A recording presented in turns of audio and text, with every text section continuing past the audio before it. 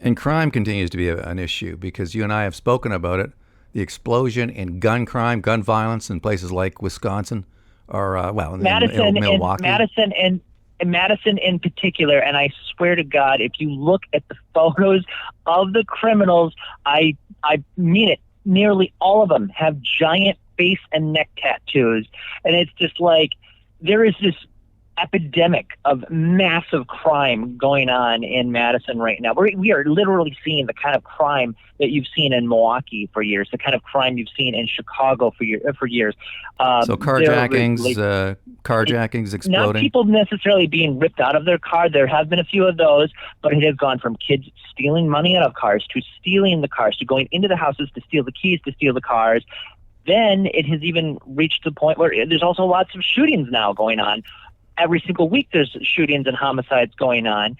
And just the other day, an intruder ran into a house and got shot and killed. And the city's debating whether the Castle Doctrine, Stand Your Ground law applies.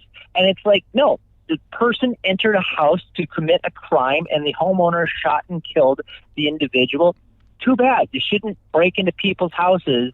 And there's just this epidemic of crime going on in Madison, Wisconsin. And our communist mayor, Satya Rhodes Conway, this buffoon, is literally talking about, hey, it's National Red Sweater Day. It's 608 Area Code Day. It's National Bike Week. Every day she is talking about some silly, stupid holiday that nobody gives a crap about. That's not even a real holiday. Meanwhile, the city is going up in flames, literally and figuratively. She has allowed riots. She is literally giving out millions of dollars to the very organizations that inspired and rooted on the riots. And there's a great article on it in the MacIver Institute put out how this urban triage fraudulent organization has received $20 million from the city, county, and state, and hasn't done a proper job reporting it. It's very questionable where a lot of the money has gone, and they don't have proper records like they were supposed to have under the contract. And this is an organization that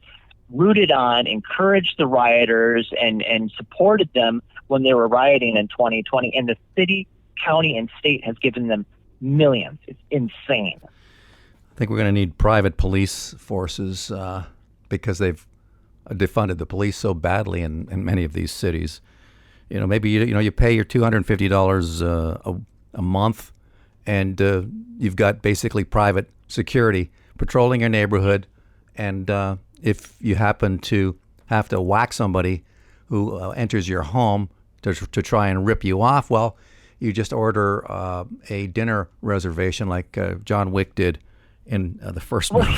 It's not even, no, it's not necessarily, depending on the city, it's not necessarily that they defunded the police. The bigger problem is that they are literally getting away with things like shooting random people in the head. I mean, we had a case a couple months ago where the decision was finally made that the DA would not charge somebody for shooting two people in the head because the DA couldn't decide whether it was the driver or the passenger who shot at a random car. So they let them both go. Two people. So they let them both go. And just let them all go. Thank That's God ridiculous. the people survived who got shot in the head. Oh, that's insane. That's insane. But That's I mean, lunacy. carjackers are getting a slap on the wrist. We had a kid this summer who was arrested 3 different times for stealing cars. These kids are stealing cars and getting a slap on the wrist.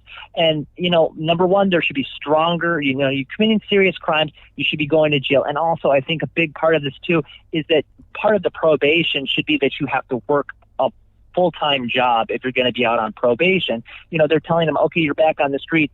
And then it's like, go do whatever. And it's like, no, you should tell these kids, a lot of my kids, that if we're going to give you probation, then you have to be working full-time. And I think that would help with a lot of this labor shortage. And that's another issue. We're not talking about the labor shortage. We're pretending like it doesn't exist anymore, but there's still a massive, massive labor shortage. Are they flying in southern border, obviously? Although you might get some northern, you might get some people from Canada coming down.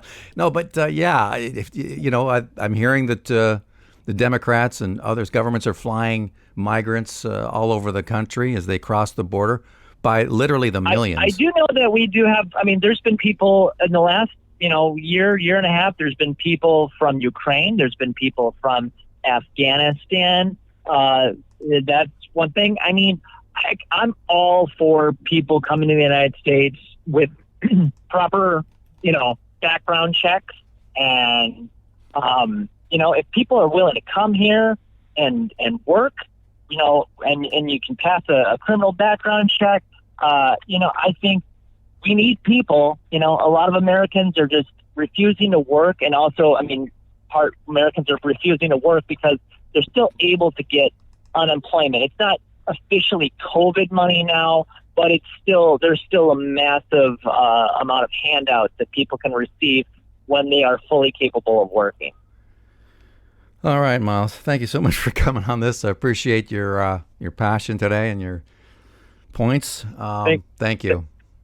Thank you for having me. All right, Miles Kristen coming to us from Madison in the great state of Wisconsin. Let's take a break. Back with more News Talk Saga 960 and the Mark Petronas Show after this.